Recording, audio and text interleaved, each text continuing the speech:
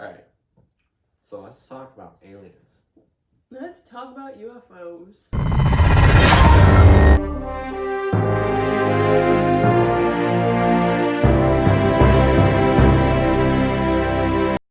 Welcome back to Geekdom Movies. Today we've got another request for you, so thank you so much for going on Patreon and requesting this review.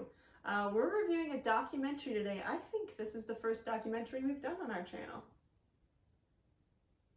I'm fairly certain it is. I'm just trying to double check in my mind. I think it is. Yeah, you're right. We should review Making Frozen 2 documentary. Oh God, no. No. It's fascinating. Anyway, so if you want us to review Frozen 2 or anything else, making up. If you want us to do Frozen 2, go back in our videos and watch Frozen 2 review. If you want to force Fahad and George to watch Making of Frozen 2 for 12 hours, you should go on our Patreon page, put in a request, and drop us a couple of bucks. And there's a pretty good chance we're going to pick your review. And there's a pretty good chance I refund you. And say, I'm sorry, pick something else. No, I'll make him do it. I'll force him to watch it. So, today, our request comes from Fahad. Battlestar Kirk, one of our Patreons. One of our patrons, Battlestar-Kirk. So thank you for sending in this review. If you want to see the other movie that he requested, that will also be on our channel soon, 2067.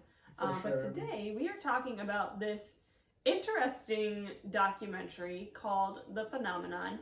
It was difficult to find, to track it down, to watch it. What? I found it on iTunes like in a second. Oh, well, it took me... I found it on YouTube in a second. Yeah, like, what are you talking about? It took me a good 20 minutes of searching, and then I found it. Well, I'll send a link down. Okay, there were a lot of movies with the same name. There were. Yeah, that's why I sent the picture image of the poster, and then I also added 2020 documentary for you guys. Because when I did the research to find The Phenomenon, like me and George were talking about this yesterday when we went to go see a movie, like 20 different results came up.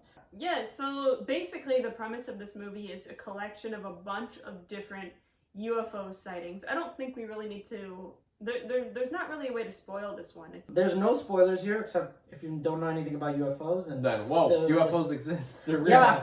Oh, man. I mean, the Pentagon came out and said it.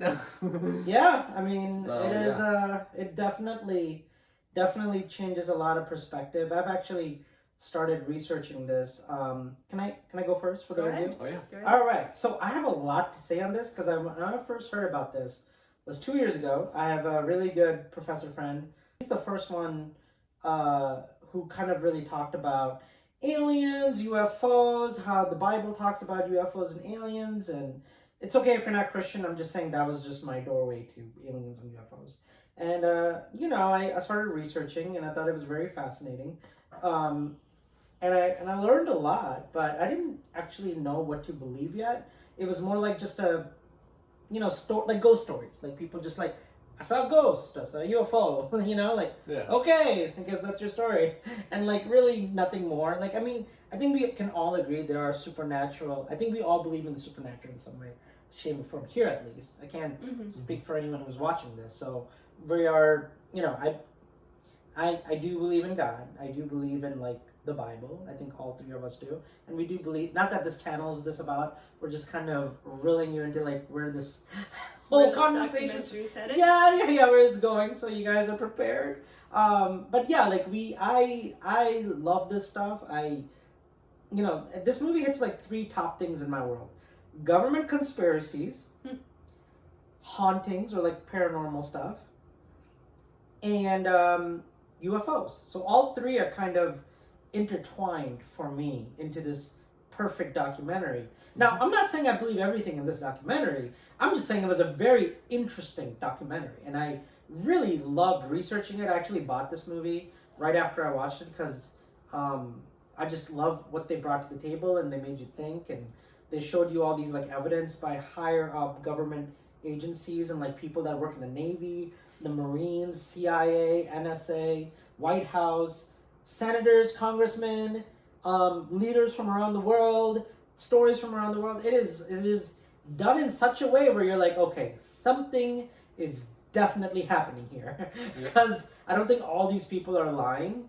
And I think the government would be the last person to admit this. They got caught with their pants down and had to admit, like, yeah, we kind of known about UFOs for a while. We didn't want to tell the public because fear and chaos would reign if we were suddenly like, oh yeah, we have a bunch of aliens flying around in our airspace. And I agree with that. Like, I don't think that's a bad thing for them to cover that up if there is something going on like that and the government doesn't know, like, what to do with that information or even how to, like, get in the bottom of it. Like, they should keep secrets. There are certain things I prefer the government not tell us. If it means national security, it means protecting the civilians, any country. If your country has secrets, I hope it's for good reasons and not for evil reasons. Yeah, which actually, I think this documentary brought up some very interesting points in that aspect about whether or not they could actually protect us regarding that. Right. So yeah, absolutely. And I think it's interesting, but I think that's just one small piece of a bigger puzzle that is kind of happening here with this whole fiasco. Let me start from the beginning because I'm just talking nonsense right now, so everybody can understand where I'm coming from. 2 years ago, my good friend, researcher, he's a astronomy professor and very like science based. He actually goes to different UFO like meetings that take place throughout the country, and he actually like teaches there and like what he thinks about aliens, what it has to do with the Bible, what can we learn about. Really great, fascinating guy. He was like, hey, like, he was the first one to go, look, I don't want to scare you, but there's definitely something, but it doesn't take away from God. So he showed me images of UFO images from like images of like paintings from the past, stories where UFOs appeared in the Bible throughout and things like that. Just a lot has happened with that, and he kind of opened the door for me to fully grasp like what this all means in a big like encompassing what it means for people who are faith-based or people who are religious and what they should do. So, I kind of stopped, like, he gave me a book about Nephilims. Mm-hmm. If you guys know what Nephilims are. Yep. They're angels who fell, like Satan, and they tried to breed with the woman in the Bible, in the Old Testament. Now, this is all theory. This is not something every Christian religious denomination believes. I believe it. So, you know where I'm coming from. Like, they are fallen angels, like Satan, who tried to have sex with women and tried to make a hybrid, half demon, half fallen angel, half human, combo thing. I don't know. That's what they were trying to do. Like an evil Hercules. That's a good example. That's pretty good. Long story short, if you want to know why God flooded the earth, it was because there were so many of these Nephilims just running around and walking around and like intoxicating our DNA and messing with our human evolution and what's supposed to be. They were trying to eradicate us because in the Bible we're made in the image of God. We are the only people in the Bible that have been made in the image of God, as far as we know, is what God has told us. Could he have possibly made somebody else in the image of God? I don't know, but I'm just going off what God says about us. So, I don't know. I'm just saying we're made in the image of God, so it makes sense if angels are falling and they're following Satan, they're gonna try to, that's a great way to, destroy the DNA in the image of God. Why not have sex with a bunch of women and make these hybrid creatures who, take over the world? And then God, of course, wasn't happy about that, and so Noah built a ship and put all the animals in there, and the earth got flooded. So, whether you believe that or not, that's just where I'm coming from. The other thing is, that's how far I've gone. Nephilim still exist today. I don't remember exactly what happened to them, but I think every Christian pretty much in some way, shape, or form believes that they still exist somewhere. They haven't all been wiped out. So I'll look up that. I can look that up later. I can't remember at the top of my head. So that's where we're at with that. So last year, July of last year, New York Times came out with a bombshell report, one that I never thought in my lifetime I would ever see or read or go through. And when I first saw it, I'm like, there's no way there's no way the Pentagon's going to release like ships and admit that these aerial and like admit that UFOs exist and aliens exist and we don't know where they're coming from. But yeah, it was a crazy, like, look it up, the New York Times report on UFOs, the Pentagon videos that they released, like I think a good 20-30 videos of them like literally showing you like how they have like literally had UFOs follow them, been near nuclear, like where the nuclear weapons are. Yeah. And not just America, but other nuclear countries with nuclear power. Britain, Pakistan, India. I don't know who else has nuclear weapons, wherever they are. Like, it's a crazy story. And it is so, like, fascinating to read because they actually admit these airships were not made on Earth. We don't know where they're from. That's what they admitted on paper. Pentagon, the U.S. government actually said this with, like, official everything. Like, this is the most official you can get. Yeah. Like, it's like, even if you wanted to say, oh, it's a conspiracy, you cannot officially today call it a conspiracy anymore because how higher up this like authentic, what am I trying to say? Authentic data that is like released by our government. And they basically said, look, we have known about UFOs for a while. They started appearing more and more after we learned how to do nuclear weapons. And when we were blowing up those nuclear weapons, they would have these images and like these videos of these things just kind of like flying around. And they're like, what the heck is that? And they've been aware of them for a long time. Look up Project Blue Book. It takes place right after Roswell, where the CIA organization actually followed UFO sightings and stories. And they're basically, the Project Blue Book is basically the Men in Black. The Men in Black, as an official name, if you were not a sci-fi Will Smith movie, but a real organization, it's called Project Blue Book. What they did was, they had people who were in the CIA, really high up within the government, who would investigate these UFOs, these sightings, these abductions, these aliens. And it's crazy stuff. We have like 60, 70 years worth of stuff like that.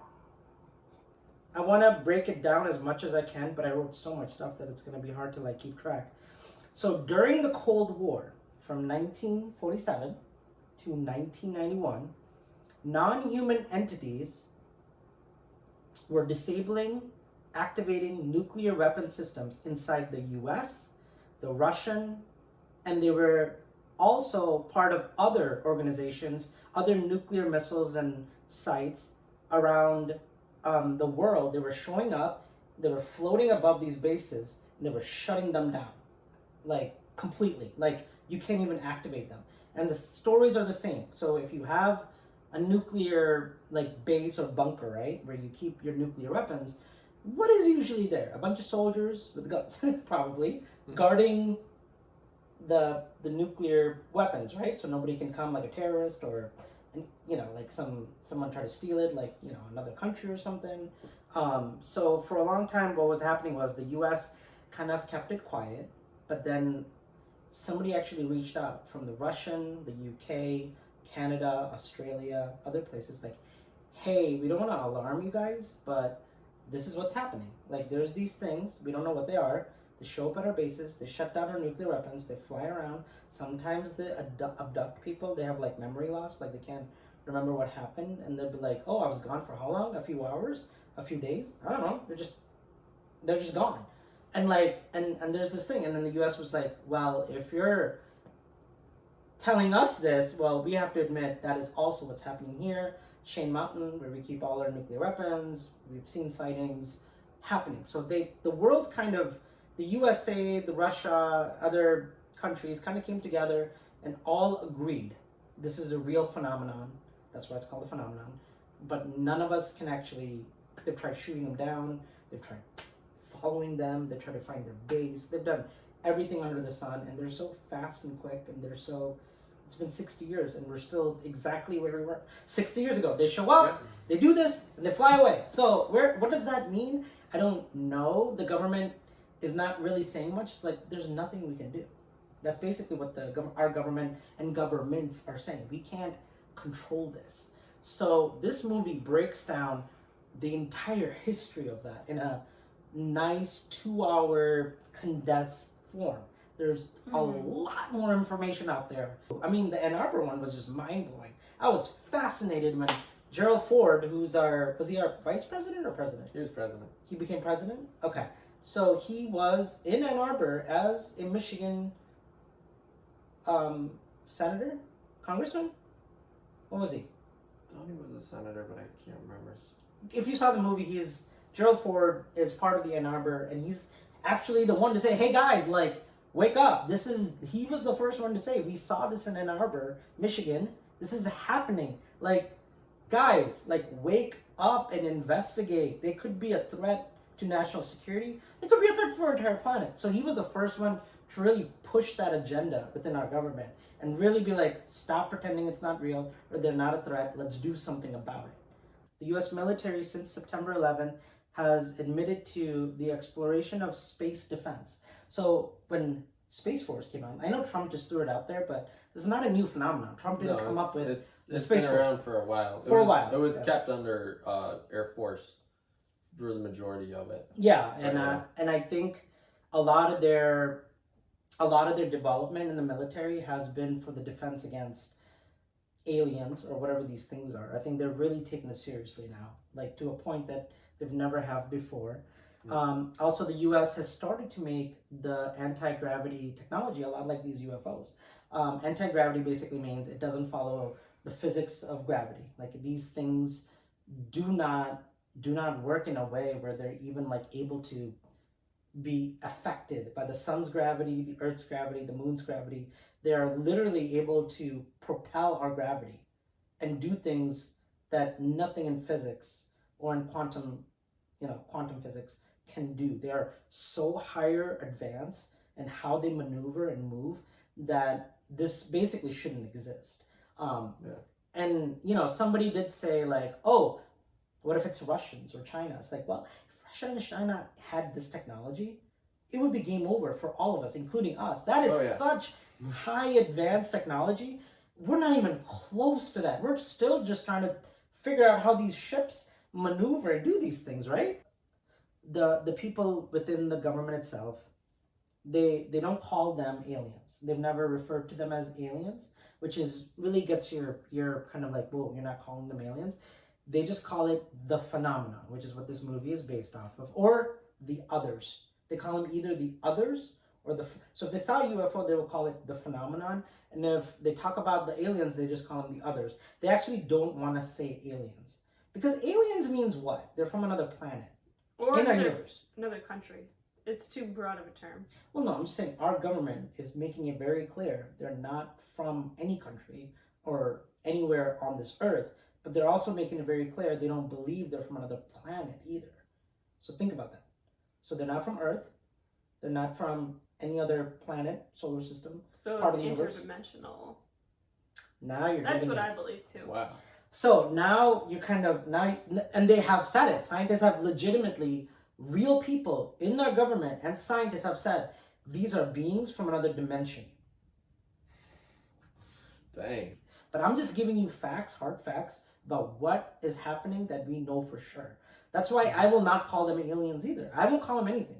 I will say, yes, there is a phenomenon.